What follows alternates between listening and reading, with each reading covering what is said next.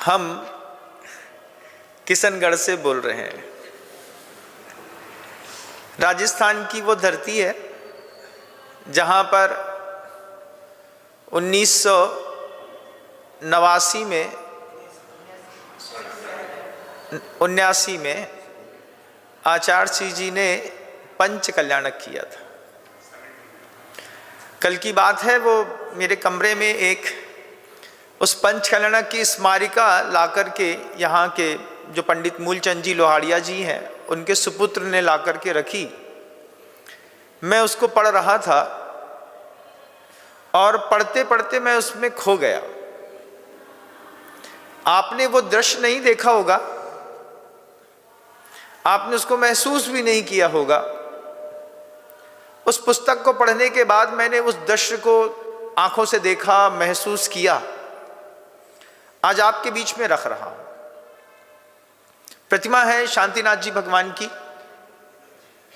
प्रभु जी का उन्होंने पंच कल्याणक किया, लेकिन 27 जनवरी 1979 को यहाँ की समाज वहाँ पहुँची आचार्य श्री जी के पास मध्य प्रदेश में। यहाँ पर चूंकि जयपुर में गुरुदेव ज्ञान सागर जी महाराज श्री जी की दीक्षा हुई थी और यहाँ के आसपास के वातावरण में आचार्य ज्ञान सागर जी महाराज जी का बहुत प्रभाव था। समाज के लोगों ने निर्णय लिया कि जिनके प्रभाव में हम रह रहे हैं, गुरुदेव ज्ञान सागर जी महाराज श्री जी तो समाधिस्थ हो गए और इसके बाद गुरुदेव विद्यासागर जी महाराज जी के पास समाज के लोगों ने निर्णय लिया, मिल करके गए, जाकर के पहले निर्णय लिया, निर्णय लेकर के तय किया कि मंदिर के पंच कल्याणक आचार्य विद्यासागर जी महाराज से ही करवाना है। ये एक निर्णय हुआ। समाज का पूरा प्रतिनिधि मंडल आचार्य श्री जी के पास पहुंचा, पहुंच करके निवेदन किया। वो दिन था 27 जनवरी 1979 का। आचार्य श्री जी के पास निवेदन किया कि किशनगढ़ में पंच कल्याणक है, आपको किशनगढ़ पधारना है। आचार्य श्री जी ने भी उनकी बात सुनी होगी। सुन करके आचार्य श्री जी ने जब उन्होंने पूरी बात रख ली, रखने के बाद आचार्य श्री जी ने कहा कि पंच कल्याणक तो कराना है, कुछ बयाना तो दो। बयाना समझते होंगे, कोई भी सौदे के पहले एक बयाना होता है, उसमें कुछ रकम दे दी जाती है जिससे सौदा पक्का हो जाता है। ऐसे ही सगाई में भी होता है, शादी के पहले सगाई का टीका कर देते हैं, बात पक्की हो जाती है, रोका हो जाता है। तो आचार्य श्री जी ने रोका करने के लिए जब वहां पर कहा तो बहुत सारे लोगों ने कुछ ना कुछ किसी वस्तु का त्याग कर दिया कि जब तक पंच कल्याणक नहीं होगा, और लोगों ने कहा कि जब तक आपके हाथ से पंच कल्याणक नहीं होगा तब तक हमारी इस वस्तु का त्याग है। ये बात पुस्तक पे लिखी है, उस पर मैंने पढ़ करके फिर आया मैं, और फिर मैंने उसको महसूस किया अपनी जिंदगी में, क्योंकि साधु साधु को महसूस कर सकता है। और आचार्य श्री जी ने मुस्कुरा करके आशीर्वाद दिया, कहा रोका तो दो। रोका दे दिया। देने के बाद सब लोगों ने त्याग कर दिया। लोगों ने कहा कि आपके हाथ से जब तक उसका पंच कल्याणक नहीं होगा तब तक हमारा इस सब का त्याग है। गुरु जी ने कुछ नहीं कहा।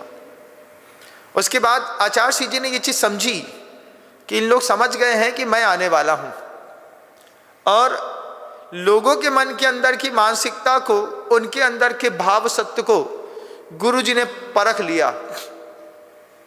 अब लोगों के मन के अंदर का भाव सत्य टूट ना जाए, इस सत्य की रक्षा करने के लिए आचार्य श्री जी ने 30 जनवरी को वहां से विहार किया। 30 जनवरी को विहार करके आचार्य श्री जी ने पूरे रास्ते किसी को बताया नहीं हम कहाँ जा रहे हैं। वे शुरुआत से ही अनियत विहारी रहे और विहार करते करते करते यहाँ पर आकर के जयपुर में उन्होंने महावीर जयंती करी। महावीर जयंती करते वक्त 735 किलोमीटर आचार्य श्री जी एक प्रतिमा के निमित्त से चल चुके थे।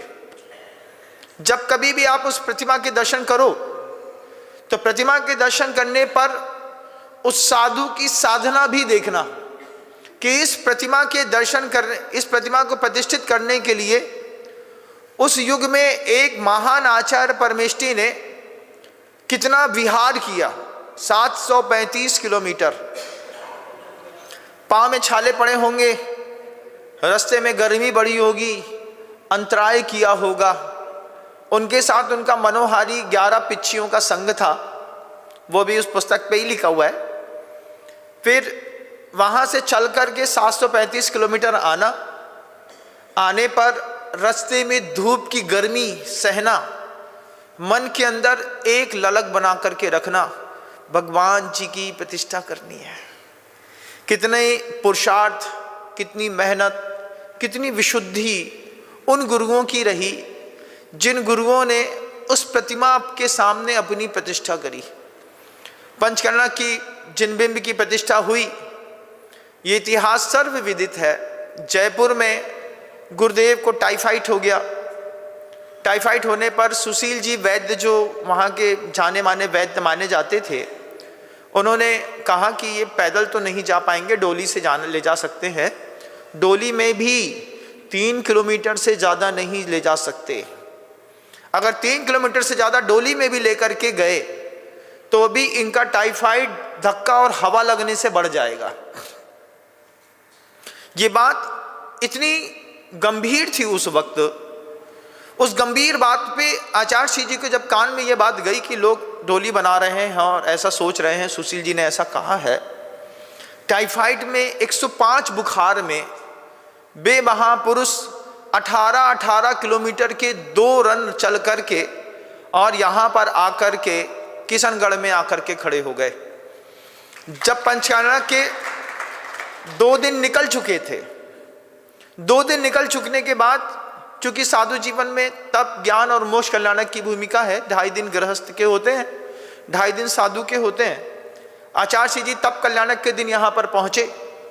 पंडाल पर पहुँच करके भगवान की विधिवत प्रतिष्ठा करी। विधिवत प्रतिष्ठा में भी लोगों को भय बना रहा कि कहीं किसी प्रकार की शारीरिक प्रतिकूलता और न बढ़ जाए। 102 बुखार था गुरु जी को। जब आचार्य श्री जी ने मुस्कुराते हुए इधर की प्रतिष्ठा करी, 102 बुखार में आचार्य श्री जी ने बैठकर जनता को अहिंसा का संबोधन दिया। 102 बुखार में। आप होते तो क्या करते? सो रहे होते महाराज। 102 बुखार में अपने आप को देखें कि दूसरे लोगों को देखें, क्या देखें?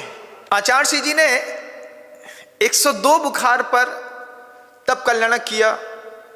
उसके बाद ज्ञान कल्याणक, मोक्ष कल्याणक। मोक्ष कल्याणक होने के बाद आचार्य श्री का 100 बुखार हुआ। 100 बुखार पर गुरु जी ने उसकी परिक्रमा फेरी लगाई। उसके बाद वो प्रतिमा प्रतिष्ठित हुई।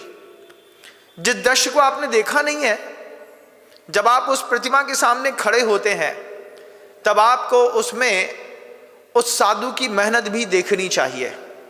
जब आप साधु की मेहनत देखेंगे तो आपका विशुद्ध स्थान और बढ़ेगा। अगर अंदर में प्रेम होगा तो, और नहीं होगा तो पत्थर है ही।